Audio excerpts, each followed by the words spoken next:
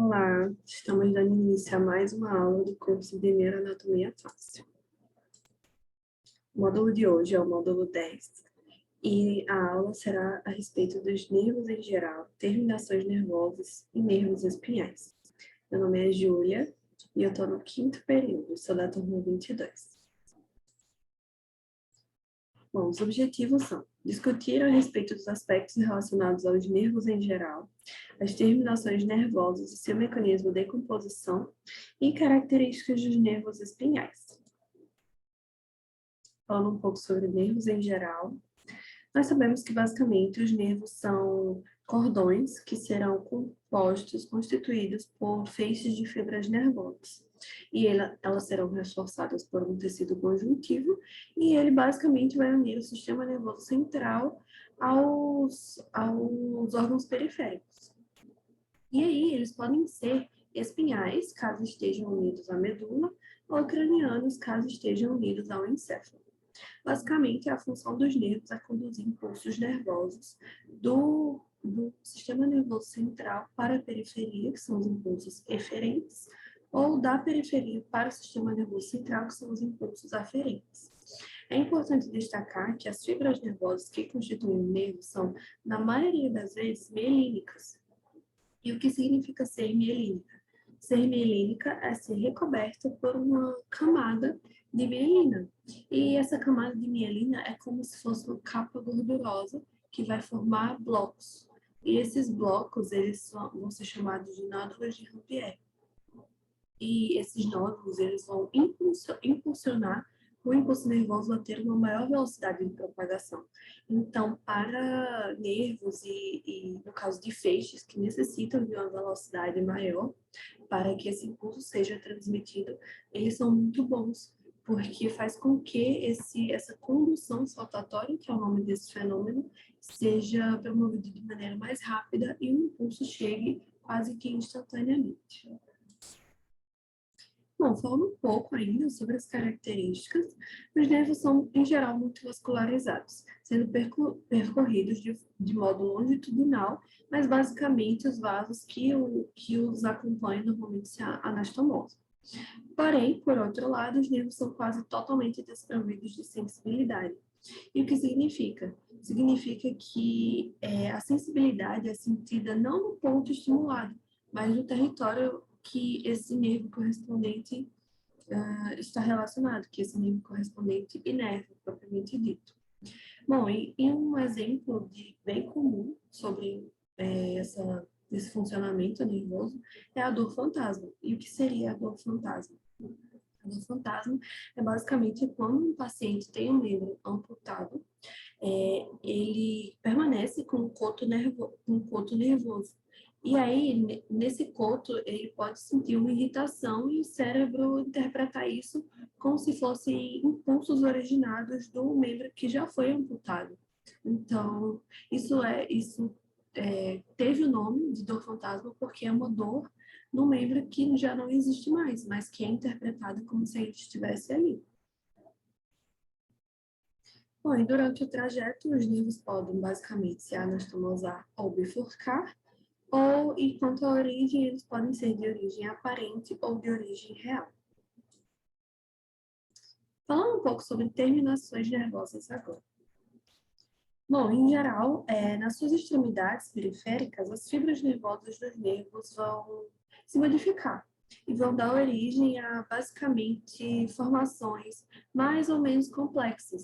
E essas formações, que são propriamente ditas terminações nervosas, elas podem ser de dois tipos, sensitivas ou motoras, ou também conhecidas como aferentes ou eferentes. E aí, quando estimuladas de uma forma adequada, essa terminação sensitiva, ou aferente, como eu já disse, ela, quando estimulada por uma forma de energia mecânica, calor, luz, ela vai dar origem a um impulso nervoso. E aí é basicamente como se fosse um estímulo específico que é o apropriado para ativar essa terminação. Então, ela não é ativada com qualquer tipo de estímulo. E aí ela vai dar origem ao impulso nervoso, que vai seguir pela fibra em direção ao corpo neuronal. E as fibras motoras, elas são basicamente terminações nervosas que vão existir na porção terminal das fibras eferentes. E elas basicamente vão inervar músculos ou glândulas. Quanto à classificação morfológica dos receptores, eles também podem ser classificados em especiais e gerais. Os especiais vão estar muito relacionados com o neuroepitélio, que vai estar ligado à retina, ao órgão de Corti, e vai fazer parte dos chamados órgãos especiais dos sentidos, que é a visão, a audição, equilíbrio, gustação e olfação. Já os receptores gerais, eles vão estar em todo o corpo e vão compor mais o sistema sensorial somático, que vai responder a estímulos como tato, temperatura, dor e postura corporal ou propriocepção. Ainda sobre a classificação, ela também pode ser feita de modo fisiológico. E aí nós temos os quimiorreceptores, os fotorreceptores, mecanorreceptores, termorreceptores, nociceptores e osmoreceptores. E é interessante destacar que durante muito tempo não foi aceita essa especificidade de todos esses receptores. Não era considerada que existisse todos esses receptores. Porque a especificidade nesse sentido está muito relacionada ao receptor ser ativado de um modo mínimo, ter uma sensibilidade mínima, com um estímulo específico, como os termorreceptores são ativados por meio de alterações de temperatura. Então, por muito tempo, isso não foi considerado. Só que, com o passar dos anos, com as pesquisas, com pesquisas relacionadas a esses potenciais, enfim, essas despolarizações, essas polarizações, foi concluído que realmente existem receptores específicos para estímulos específicos. E no caso aqui, nós temos o que a gente encontra no nosso corpo, que são os quimiorreceptores, que são basicamente receptores sensíveis a estímulos químicos.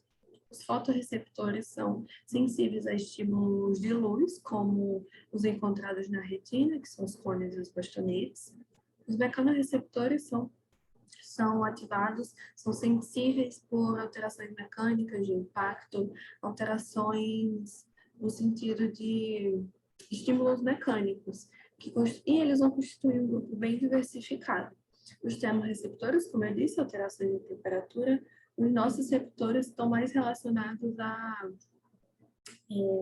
estímulos gerais, de mecânicos também, mas estão muito relacionados à dor e a esse sentido de...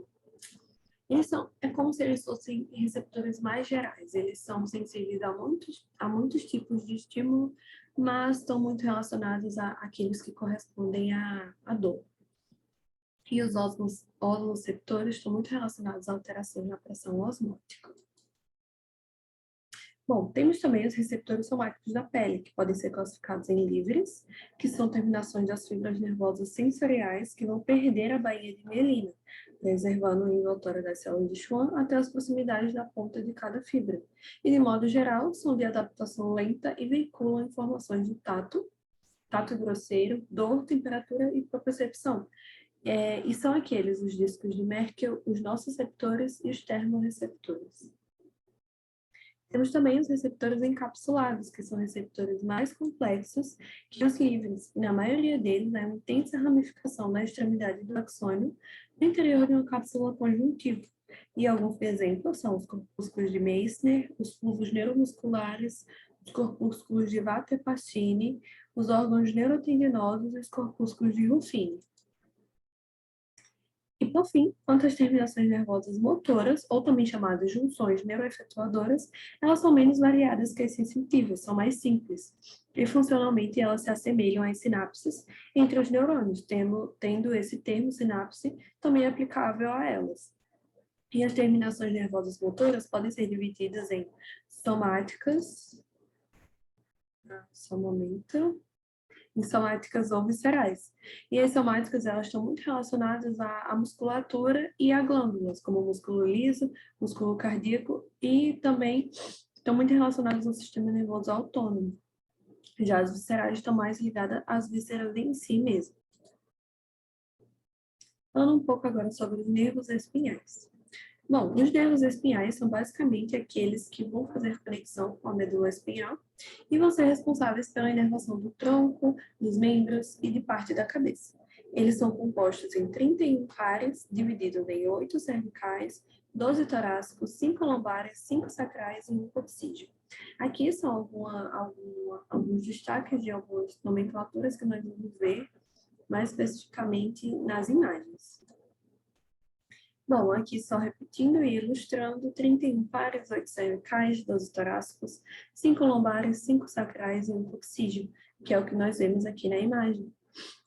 Aqui ilustrado em cores diferentes, fica mais palpável e mais fácil de entender como que os nervos espinhais se organizam na realidade. Bom, e basicamente um nervo espinhal ele é formado por feixes que entram pelo sulco lateral posterior, pela raiz dorsal e vão formar essa primeira metade, digamos assim, do nervo espinhal. E a outra metade são de feixes que vêm do sulco lateral anterior, da raiz ventral e também vão formar essa outra metade do nervo espinhal. Já o nervo espinhal em si, ele é subdividido em ramos dorsais e ramos ventrais. Os ramos dorsais vão ser ainda subdivididos mais uma vez em ramo medial e ramo lateral. O ramo medial vai ser basicamente também dividido mais ou menos em metade e o ramo lateral a outra metade. É interessante destacar que os ramos dorsais tem essa divisão, exceto o primeiro cervical, o quarto e o quinto sacrais e coxígeo. E também temos os ramos ventrais dos nervos espinhais, que vão inervar basicamente, são bem mais simples e vão inervar basicamente os membros e as faces anterolaterais do tronco. O cervical, o lombar e o sacral unem-se perto de suas origens para formar os plexos, que a gente também vai ver com mais detalhes. Aqui, só para ilustrar a raiz dorsal do nervo espinhal, o ramo dorsal do nervo espinhal, o ramo ventral do nervo espinhal e a raiz ventral do nervo espinhal. Bom, e agora falando dos ramos dorsais dos nervos espinhais propriamente ditos, começando pelos cervicais. O primeiro ramo dorsal, no caso, ele é chamado cervical, ele é chamado também de nervo suboccipital, que é esse aqui que a gente vê destacado na imagem. E ele vai inervar basicamente os músculos retos posteriores maior e menor da cabeça, oblíquo superior e inferior e o semiespinhal da cabeça. O segundo ramo dorsal, cervical, ele se divide em um grande ramo medial e um ramo lateral. Aqui nós vemos só o ramo dorsal de C2, porque a imagem, infelizmente, não nos trouxe todos esses detalhes, mas basicamente o ramo medial é denominado de nervo occipital maior, que junto com o nervo occipital menor vão inervar a pele do couro cabeludo até o vértice do crânio. Ele também vai inervar o músculo semi-espinhal da cabeça. E o ramo lateral vai inervar os músculos esplênio, longuíssimo da cabeça e semi-espinhal da cabeça. O terceiro ramo que nós vemos aqui, o do ramo dorsal de C3, o terceiro ramo occipital, e aqui outra visualização do ramo dorsal de C3. Basicamente, também vai se subdividir em ramo medial e lateral. Os 5 ramos restantes vão ser os 5 cervicais inferiores, que vão se dividir em ramos medial e lateral. Aqui nós temos só uma visualização mais ampla nessa imagem, mas basicamente os ramos mediais irão ter uma inervação variada de acordo com cada subramo, e os ramos laterais vão inervar os músculos ilho-costal do pescoço, longuíssimo do pescoço e longuíssimo da cabeça. Agora nós temos os ramos dorsais dos nervos espinhais torácicos, que vão se subdividir também em ramo medial e ramo lateral, aqui como nós vemos na imagem também destacada. E aí, cada ramo medial vai correr entre a articulação e as margens mediais do ligamento costo-transversário superior e o músculo intertransversal. Cada ramo lateral ele vai correr no intervalo entre o ligamento e o músculo intertransversal, antes de se inclinar posteriormente sobre o lado medial do músculo levantador da costela. Temos também os ramos dorsais dos nervos espinhais lombares. Aqui nós temos destacado na imagem esse ramo dorsal, e basicamente também vai ser dividido em medial e lateral. Os Os ramos mediais vão correr próximo dos processos articulares das vértebras e eles vão estar relacionados ao osso entre os processos acessórios e mamilares.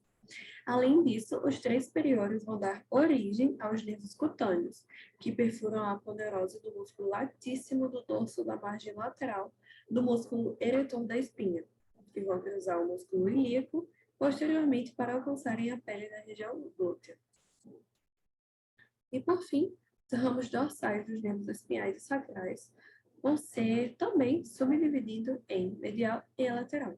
O ramo medial vão ser pequenos e vão terminar no músculo lutífido, e os ramos laterais vão se unir com alguns outros ramos laterais da lombar, ramos dorsais, nervos, e aí vão formar alças, que basicamente vão se variar a sua inervação e onde chegam, mas basicamente 2 ou 3 ramos dos glúteos vão perfurar o músculo glúteo máximo. E aí todas essas alças e essas bifurcações vão inervar a pele da região glútea.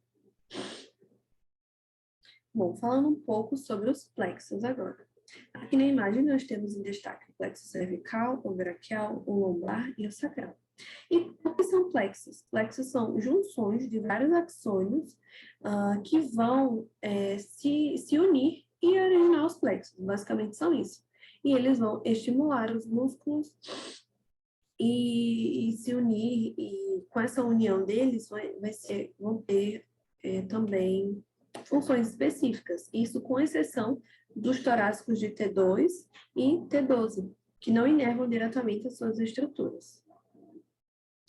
Bom, iniciando sobre complexo cervical. Ele basicamente vai inervar a pele e os músculos da cabeça, do músculo e de partes superiores do tórax e do ombro. Ele é formado pelas raízes dos nervos de C1, C2, C3 e C4.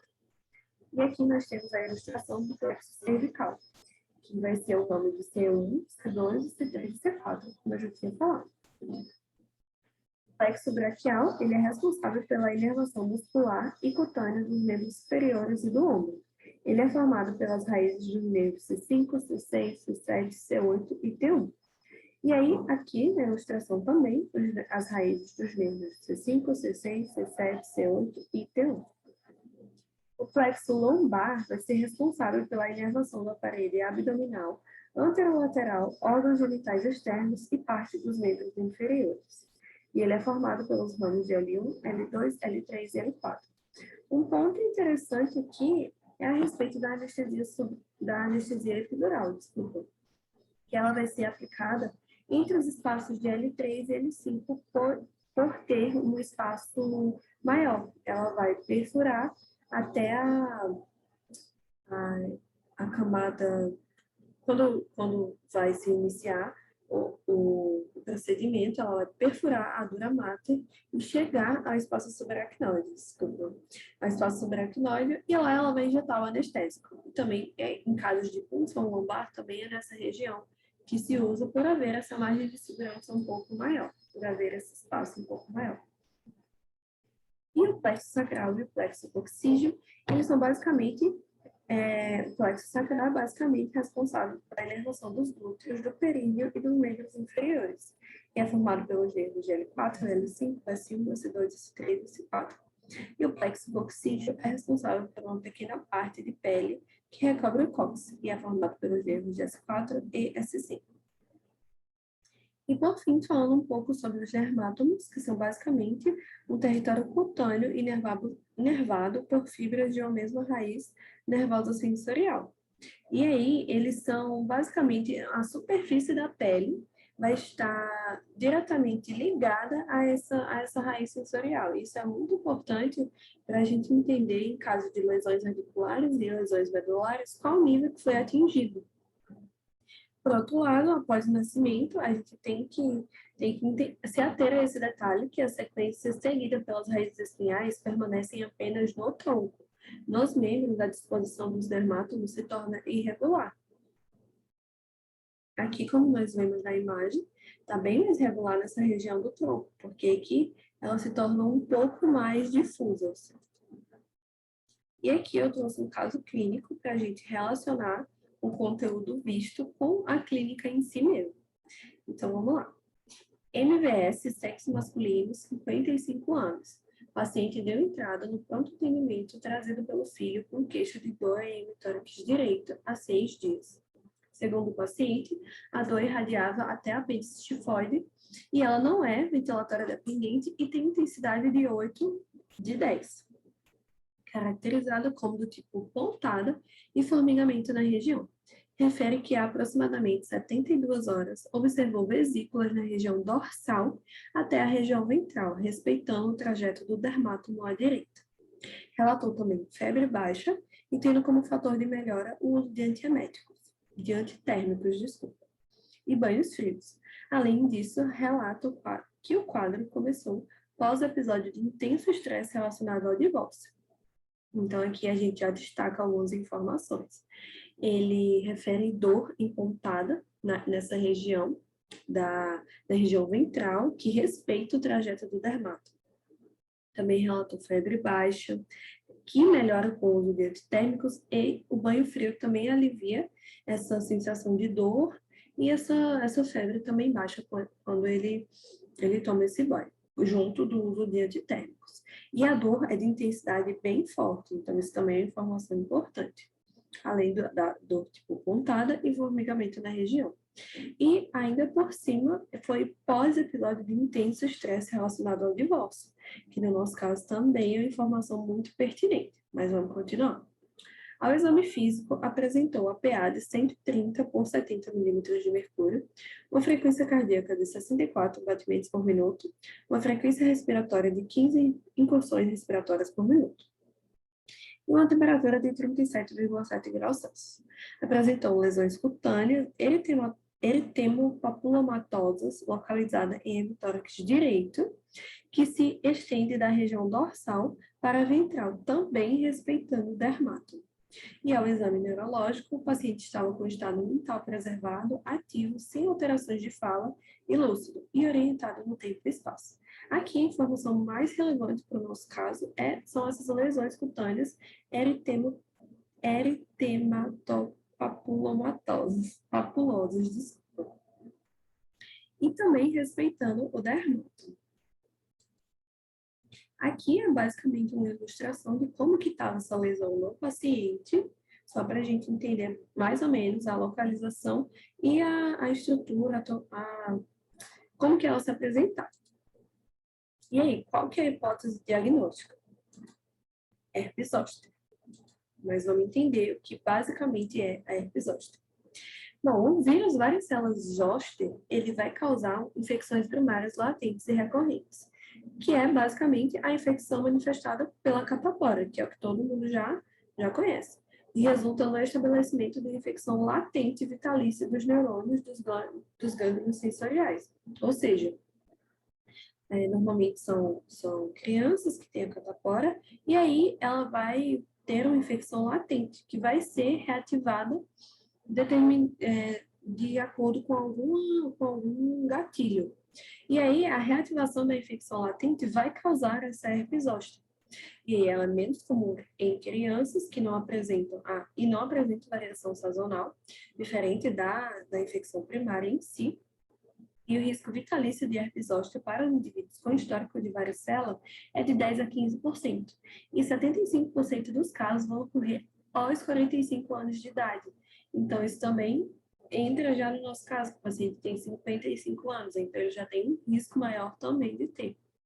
E a primeira manifestação é a dor na área correspondente ao trajeto do nervo afetado, de instalação súbita ou insidiosa, de intensidade que pode ser desde muito suave até intolerável. E ela precede as primeiras lesões cutâneas de 3 a 5 dias, sendo acompanhadas de febre discreta, cefaleia e mal-estar geral. Aqui nós temos uma ilustração de como que funciona essa volta do vilão, né, como foi relatado aqui na imagem, que é como o vírus da varicela zoster reativa e causa esse caso da herpes zoster em si. Aqui, depois da catapora, o agente infeccioso permanece adormecido em gânglios no crânio e na medula espinhal. E aí, o despertar do vírus. Com a baixa na imunidade, a varicela zoster se multiplica e agride nervos e pele e causa muita dor. Tá. E ainda falando sobre o que é a herpes zoster.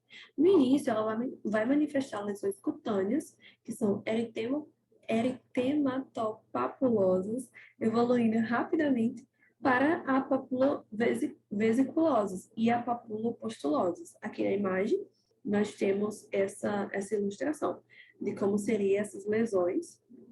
E aí elas vão, com o tempo, digamos que elas vão meio que piorando um pouco. E agrupam-se dentro de um ou, menos comumente, dois dermátomos adjacentes, mas normalmente costumam ficar em apenas um dermátomo do nervo que foi afetado. E elas apresentam-se reunidas em pequenos grupos situados em um ou mais dermátomos, porém já é mais raro que isso aconteça, podendo haver acometimento de mucosas compreendidas nesses dermátomos. E é característico da herpes zoster ser unilateral, e ela não ultrapassa a linha média do corpo. Normalmente ela fica só de um lado e ela para na linha média. E as regiões mais comprometidas são a torácicas, como mostrado aqui na figura, a cervical, a axilar, o trigêmeo e a lombosacra. Em pacientes imunossuprimidos, as lesões surgem em localizações atípicas e geralmente tendem a ser mais disseminadas. Bom, basicamente aqui só reforçando que é uma infecção primária pelo vírus da varicela zoster, que vai acontecer na infância e vai produzir a varicela. Então, ela é considerada uma doença benigna, mas a recorrência da infecção não é tão benigna assim, pelo seu quadro clínico, que de causar muita dor, muito incômodo, e vir depois de um quadro de baixo na imunidade. Pacientes imunossuprimidos, pacientes portadores de AIDS, têm uma tendência maior. Inclusive, os indivíduos com AIDS, eles têm uma frequência de 7 vezes maior que a população geral, os imunocompetentes. E aí são elementos que indicam um pior prognóstico, o aparecimento das lesões, de lesões novas, na verdade, após o 6º dia de evolução do quadro, e o aparecimento de vesículas com conteúdo sanguinolento, que é a varicela hemorrágica, e sinais de disseminação visceral, com comprometimento do sistema nervoso central, do fígado, dos pulmões, essa parte mais visceral mesmo. Tá, então como que a gente trata? Qual o plano terapêutico? Ele vai se basear no tratamento ambulatorial com o uso de analgesia de média potência, que é o indicado, normalmente é o Toragesic, que vai depender da demanda, mas normalmente ele é indicado de 8 em 8 horas, associado ao uso de complexo B, um comprimido de 8 em 8 horas, e a ciclovir, que é um antibiótico que vai ser utilizado 2 comprimidos de 4 em 4 horas, por 7 dias. Pode-se também orientar o paciente com herpes zoster a tomar banhos frios ou fazer compressas mornas na região das lesões para aliviar a coceira e a dor. Outro plano terapêutico relacionado a essa antibiótico terapia é o valaciclovir, que é usado em 3.000 mg de dose oral diária e dose máxima de 3.000 também, de 8 em 8 horas por 7 dias. E o fanciclovir, que é 1.500 mg de dose oral diária e dose máxima também, de 8 em 8 horas por 7 dias. Aqui é basicamente para a gente entender o que é a herpes zoster, que ela vai ser causada pelo vírus da varicela, como eu disse, que é o mesmo da catapora.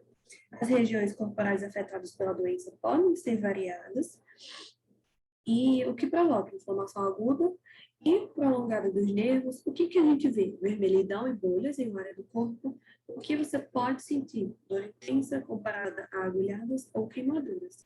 E aí, os outros detalhes a gente já meio que já discutiu, né? Aqui é só um resuminho para, se vocês quiserem ver depois e dar uma revisada. Aqui foram as minhas referências bibliográficas. E é isso, nosso contato, nosso Instagram, laan.fac, e nosso e-mail, laanfac@gmail.com. Muito obrigada.